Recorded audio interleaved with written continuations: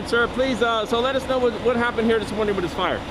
All right, approximately 3 a.m. we received a phone call from dispatch that was claiming there was a house on fire. It came in as a 2-story house fire with a person possibly trapped. Upon arrival, we found actually a triplex type of system with a basement and smoke and flames showing on arrival with Miami PD on the scene.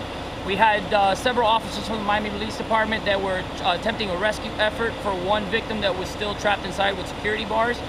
Upon that time, Miami Fire Rescue, along with Miami Police Department, conducted a dual-sided approach for the rescue, going to the interior of the structure with heavy smoke and flames rolling throughout the house, as well as working on the security bars on the outside to remove the victim through the outside of the structure.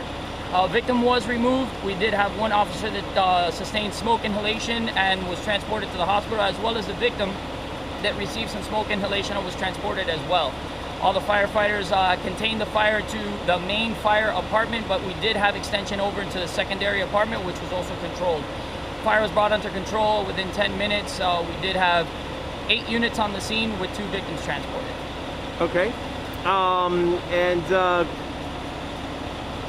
mean, if it wasn't for between the officer and the firefighters, we would definitely have a fatality here today, I would think.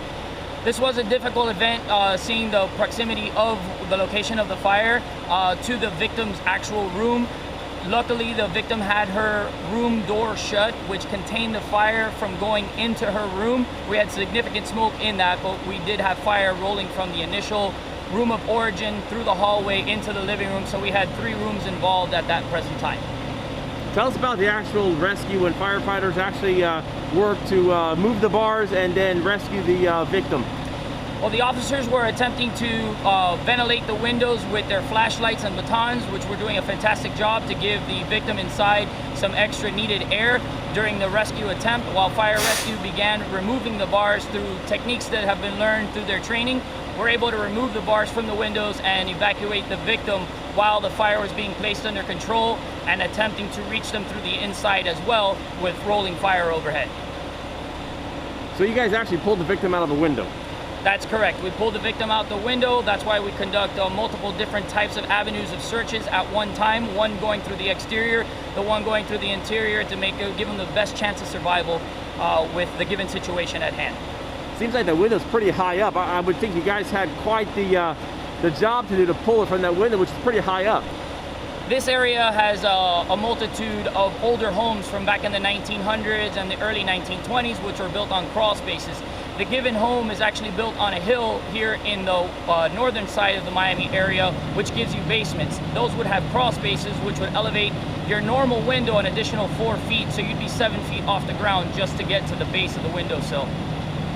So I guess it was quite the effort today to save this trapped victim.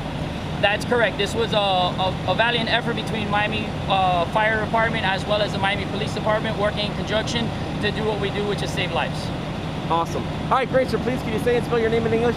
My name is Captain David Nunez, D-A-V-I-D-N-U-N-E-Z, City of Miami Fire Captain. All right, sir, please let us know in Spanish what happened this morning from the beginning, sir. Aproximadamente a las 3 de la mañana entró una llamada para un fuego en un incendio en una casa.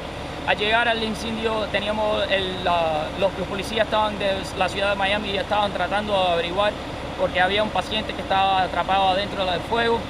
La casa es significativamente diferente porque tiene un basement en el interior. Son 2 apartamentos por arriba y uno por abajo.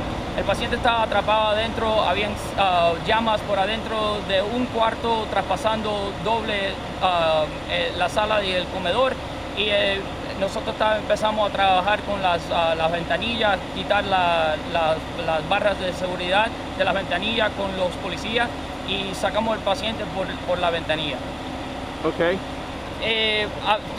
Después de sacar el paciente, teníamos 2 pacientes que estaban transportados para el hospital. Uno que sería uno de los policías que estaba trabajando a sacar el paciente de la casa, trabajando con la ciudad de Miami con los bomberos, y el otro era un paciente que estaba dentro de la casa.